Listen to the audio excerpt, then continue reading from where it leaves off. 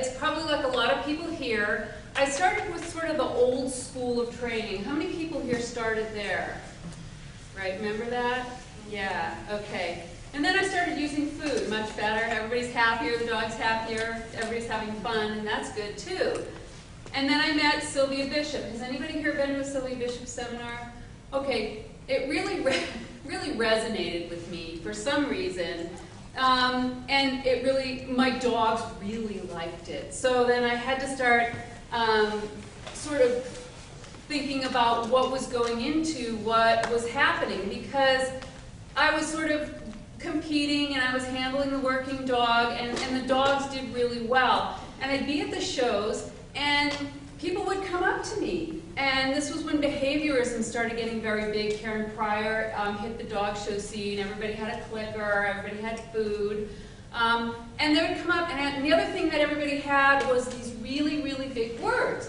I didn't have any big words, okay? And I couldn't understand what anybody was saying. But, you know, my dogs would do better in the ring. So I wanted to kind of understand what was going on, and I wanted some big words too. So I went back to school. And the first thing I did after I had my first class was I just started getting asked to give talks. And at the end of the talk, people would come up and say, well, where's the book? So I just kind of turned the talks into these couple of books. And basically what these did was introduce the topic of cognition to people working dogs.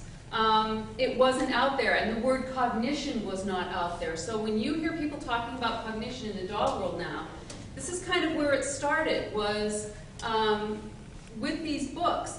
So I went back and I just kept going, and I ended up getting a master's degree in psychology.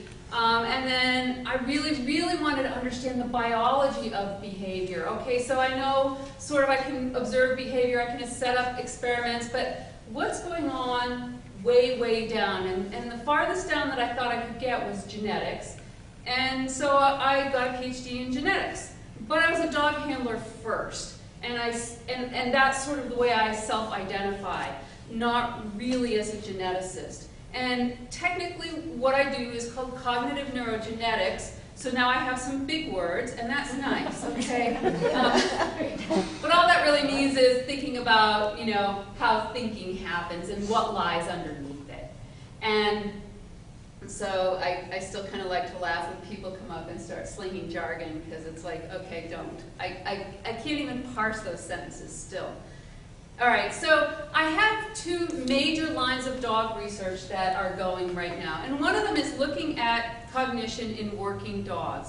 And I've been looking primarily at working canines. And most of what I'm going to show you actually is research that deals with working canines.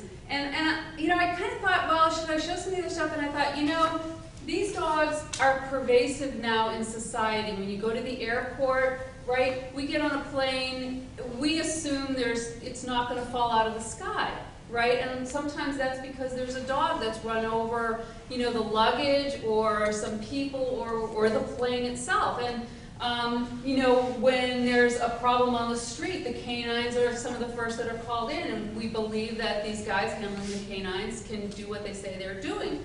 So I thought, well, I'll go ahead and show this, and then because I believe that you are all very cognitive, you're going to be able to sort of think about how that relates to what you do with your dogs. And we can bring up examples of what we all do, because there's a lot of different disciplines probably going on right in this room, right? We have flyball, obedience, agility, what else?